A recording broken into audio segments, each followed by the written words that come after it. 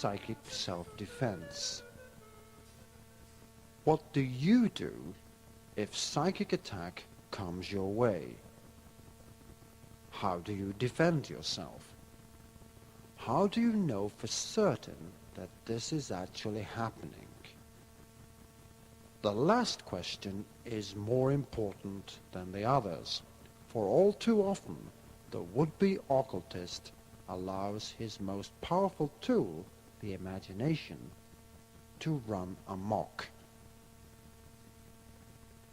You could follow the practices described in Dennis Wheatley books or similar fictional works, or perhaps try out the advice given by the late Dion Fortune in her book Psychic Self-Defense.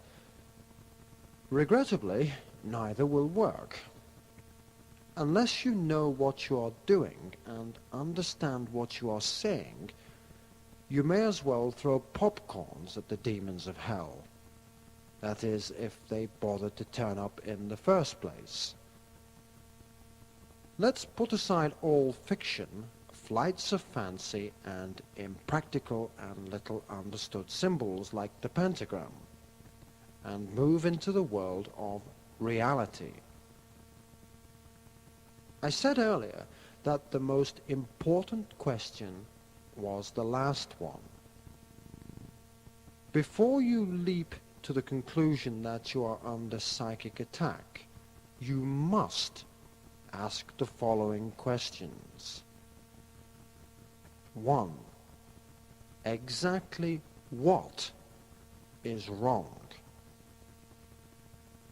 Make a list if you have to, as this often puts things in perspective. Then be honest. How much of this is due to perfectly normal occurrences? Do also bear in mind that if you are a negative thinker, the chances are that you and no one else is responsible for your own misfortunes. The great book tells us, as we think, so we are. The human mind can literally achieve anything, for better or for worse, and quite often, without realizing it, most people are their own worst enemies. 2. Exactly who is responsible? You must have upset someone in some way to cause them to do this sort of thing, or there has to be a reason for psychic attack. To sustain the effort required to cause another human being harm takes a lot of know-how and power. It is not a job for amateurs. The people who do specialize in this, and they do exist, also know about the laws of cause and effect, so they are not likely to bother you unless you really upset them, or they are being paid well. You must ask, are you truly worthy of such attention? This sort of thing takes skill and expertise. Your local coven or weirdo probably couldn't raise enough power to cause a hiccup, let alone Satan. So do bear this in mind. Point 3. If there are any psychic phenomena bothering you, these also may be due to your own inherent psychism, which is regrettably out of control. So, Rule 1. Don't ever dabble in magic. Get advice from a reputable occultist and avoid spiritualism. Get your magic onto a firm basis using sound technique. Rule 2.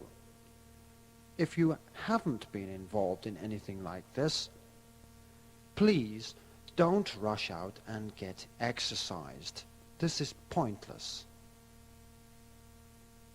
Again, seek advice from experts. They will help, usually without making any demands. And unless they have to spend money themselves, you won't be charged either. Most apparent psychic attacks are not psychic attacks at all. So ask these questions first and do get advice if you need it. Should you ever be unfortunate to suffer direct interference from someone else, or have unresolved psychic problems, the following ritual will most certainly help to stabilize the situation until either the attacker runs out of steam, which he will, or the phenomena recedes. It is, however, a temporary measure, so unless you are quite adept, do seek advice when things calm down. Control is the key word. You must control your thoughts and calm things down, for chaos is the intention. Also remember that your antagonist is using energy, the same sort of energy that every occultist uses. There is no difference other than one of intention. So, you need control, calmness, and energy. Here now is a way of using these to your advantage.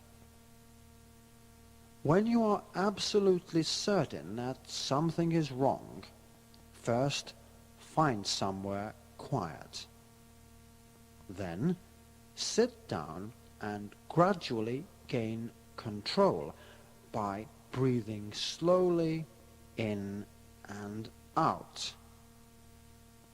Repeat to yourself often, I am in control.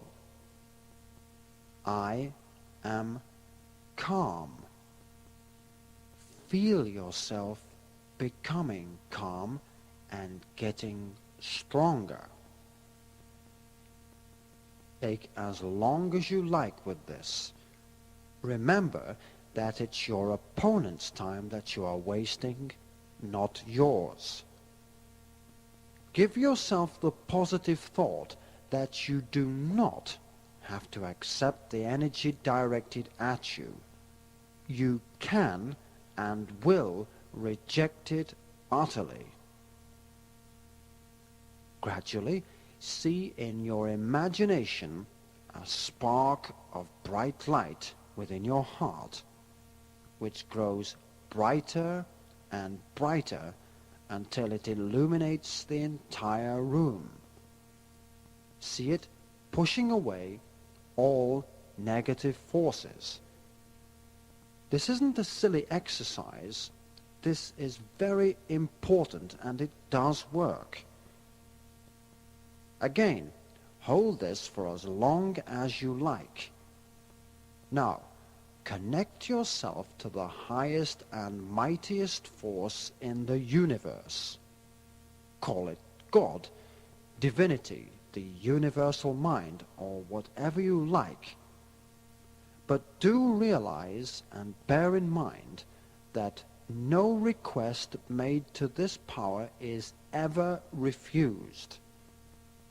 It is your right to contact this power, and you are entitled to help.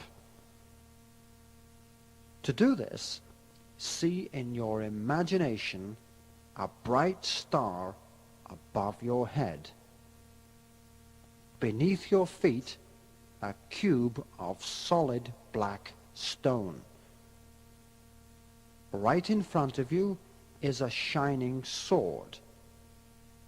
To your right is a blazing spear. To your left, a shield which cannot be penetrated. And behind you, a cup which overflows with power and goodness. Hold these images. believe that they are there, because in truth they are. Now, imagine that you are surrounded by a fortress of solid stone. Nothing can get inside unless you allow this to happen. Finally, ask for help.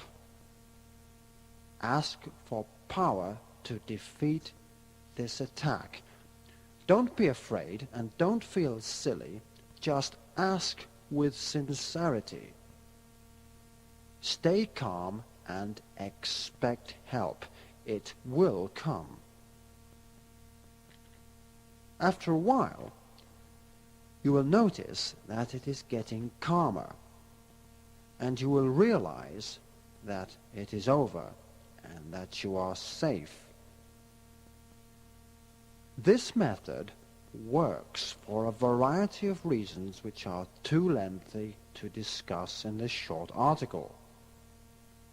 But briefly, it works because you are employing control, correct symbology using the imagination, and you are asking of life itself in a way in which your subconscious mind understands. If you wish to elaborate this ritual, by all means do so. The stamp of individuality can only help. You could use candles, one for your own inner light, and 4 others to represent the sword, spear, cup and shield. As you imagine these visual images, light the appropriate candle.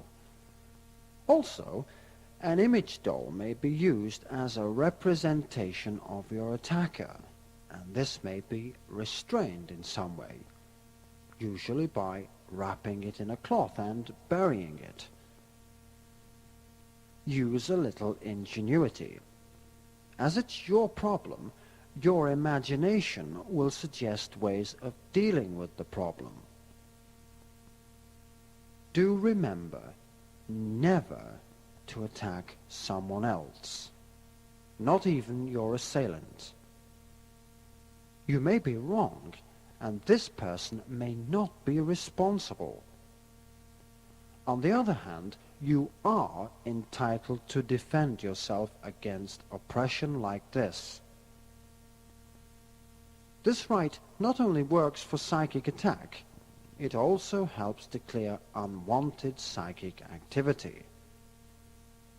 It may never happen to you, but in any case, it can do no harm to practice this ritual, rather like a fire drill, just in case you should ever need it.